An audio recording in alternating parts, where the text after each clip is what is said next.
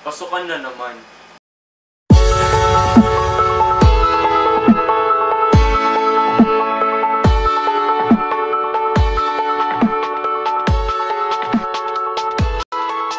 Pasukan na naman at gusto mong malaman kung sino-sino yung mga klase mo.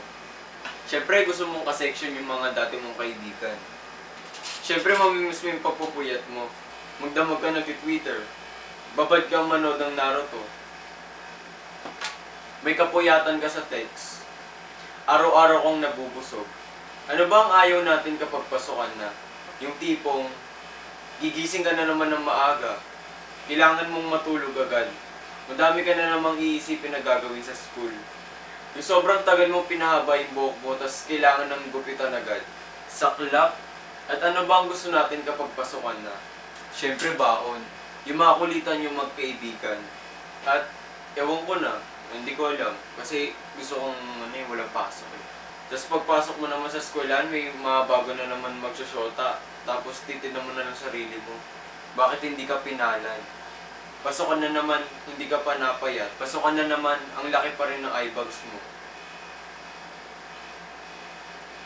Pasukan na naman, paulit-ulit na ako. Pasukan na naman, varsity jacket pa rin suot mo. At pasukan na naman, siya pa rin ang gusto mo. Kapag pumasok ka na kasi ng eskwelahan, biglang mag-iba paningin mo sa mga tao. Then sabihin mo, sino yan? Sino ka? Ipring ganda. Tapos nagpa-promise ka every year na gagalingan mo na. Tapos tinang mo sarili mo, nangungopya ka pa rin ng assignments. Tapos kahit anong kain mo sa eskwelahan, gutom ka pa rin. Na parang may nilalagay silang pampagutom sa mga pagkain na binibili mo. Yung tipong bitin na bitin yung linggo mo, tapos kailangan mo nang matulog kasi kinabukasan may pasok na. Tapos feeling mo, parang ayaw mo nang gumising. Tapos yung tipong pagising mo, tapos maliligo ka sa sobrang lamig na tubig. Yung matutulala ka na lang sa isang tabi, tapos gusto mong suspenda lang yung klase. Bakit natin kailangan pagdaanan lahat to?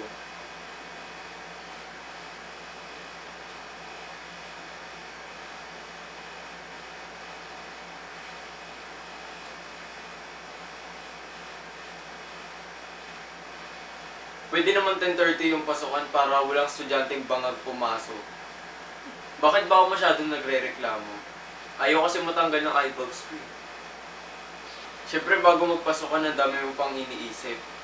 Na mas interesado ka pang malaman kung sino yung mga bagong teachers kaysa sa mga nanalo sa eleksyon. O kaya kung sino yung bagong janitor. O malapit na yung pasukan, kaya sulitin mo ni summer mo. Gayin mo sila Phineas and Ferb. Kung bored ka sa bahay mo, mag-alaga ka ng platypus. Pero, masarap pag-aral.